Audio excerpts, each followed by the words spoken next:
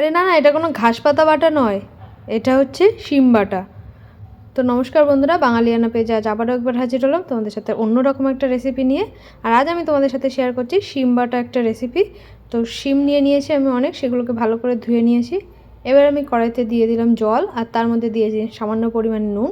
জলটা ভালো করে ফুটে উঠলে ধুয়ে রাখা শিমগুলোকে আমি দিয়ে দিলাম সিদ্ধ করার জন্য।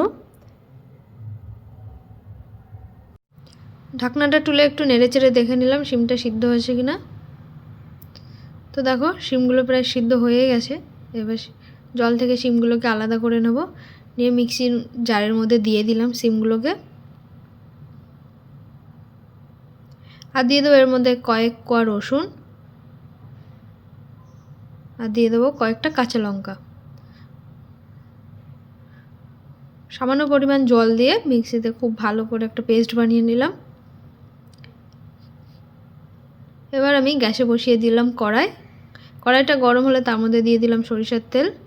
তেলটা গরম হলে দিয়ে দেবো কালো জিরে ফোড়ন।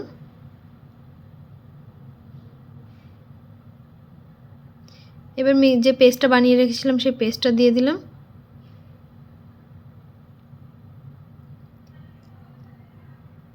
দিয়ে দিলাম সামান্য পরিমাণে হলুদ,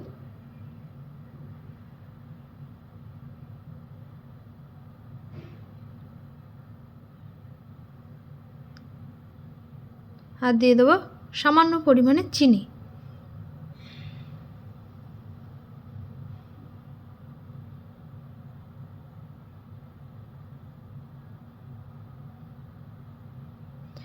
নুনটা আমি দিয়েছিলাম সিদ্ধ করার সময়, তো তোমরা তখন যদি সামান্য পরিমাণ নুন দিয়ে থাকো একটু স্বাদ মতো একটু চেক করে দিয়ে দিও, যদি প্রয়োজন হয় তাহলে আর একটু নুন দিয়ে দিতে পারো।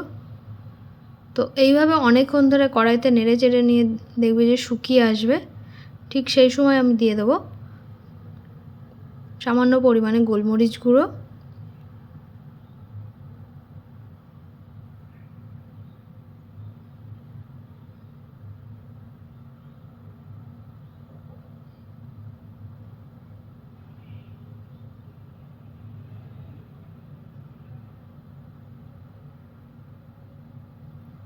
তো এইভাবে অনবরত নেড়ে চেড়ে যখন শুকিয়ে আসবে তখন তুলে নেব।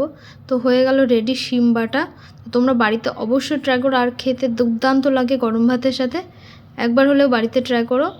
আর ভিডিওটি ভালো লাগলে একটা লাইক করে দিও। আজকের মতো টাটা।